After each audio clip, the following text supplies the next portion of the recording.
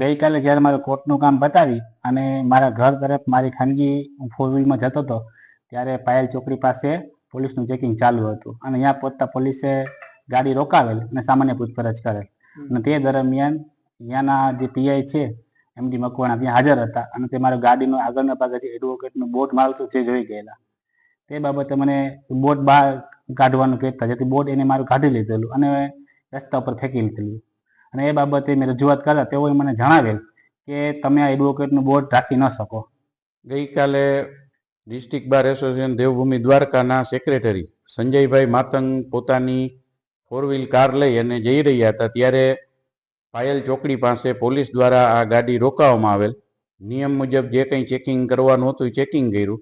ત્યારબાદ પીઆઈ મકવાણાના ધ્યાન ઉપર એડવોકેટ લખેલો એક સિમ્બોલ આવતા એમને તરત જ એ સિમ્બોલ લઈ અને આને સંજયભાઈને એવું જણાવેલ કે MB એક્ટની જોગવાઈ પ્રમાણે તમે આ ન રાખી શકો એમ કરી અને એને એ સિમ્બોલ છે એ રોડ ઉપર ફેંકી દીધેલ.